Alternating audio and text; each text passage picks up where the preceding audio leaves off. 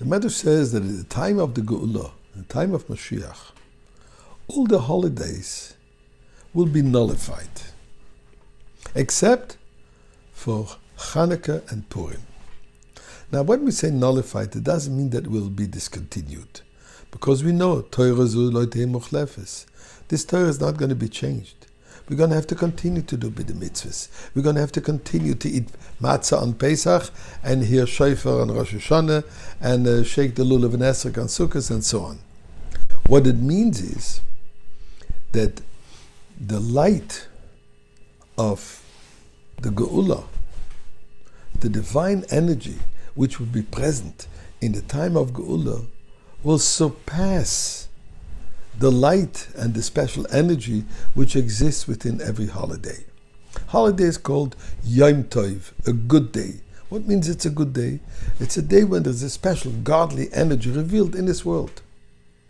But in the time of Geula, that godly energy which is revealed in this particular holiday will pale against the light of the Geula and against the light of Mashiach. So that's what it means, they will be nullified.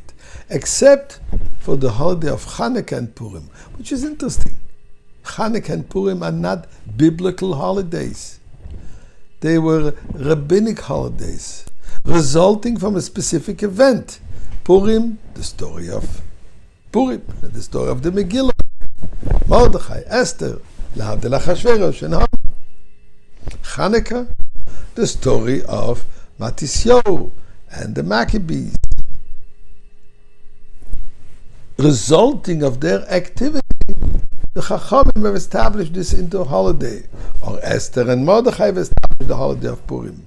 But why is this so superior? And the answer to that is because these two holidays came from within us. It came from the peoples. It came from the Jewish people in the different times in history. They were willing to go beyond the letter of the law. They were going beyond logic. They defied logic. There was absolutely no logical explanation why and how the Maccabees went to fight a war which was certain to lose. The Yevanim, the Assyrians, the most powerful army at the time. Who went to battle? I like to say, a few yeshiva bachim.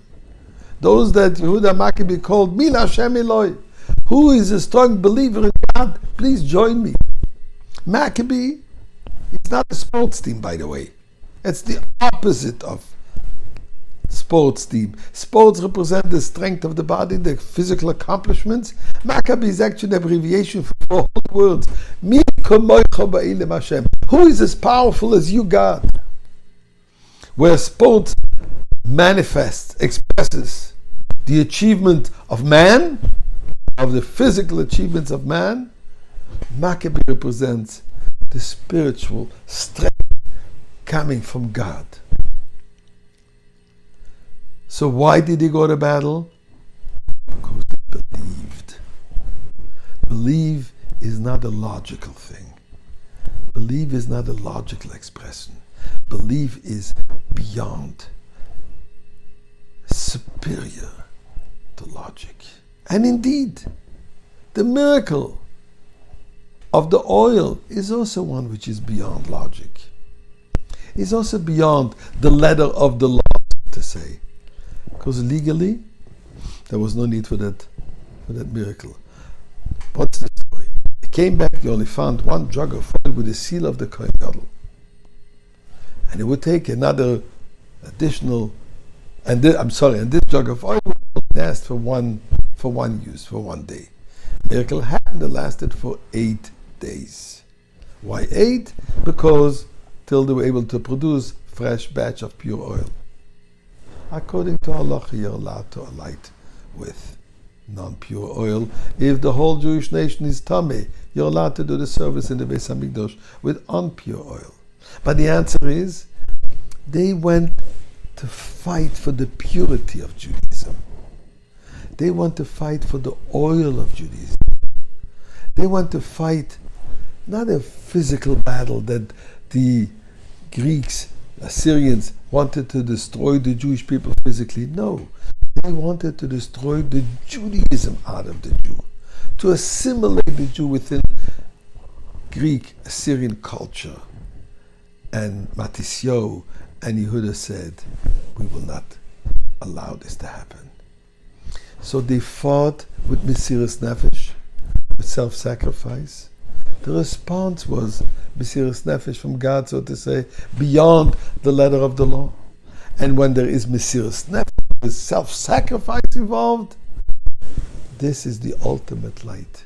So even the time of Geula, that light of Jewish complete selfless devotion will always shine. And that's why our sages tell us that Hanukkah will always be celebrated.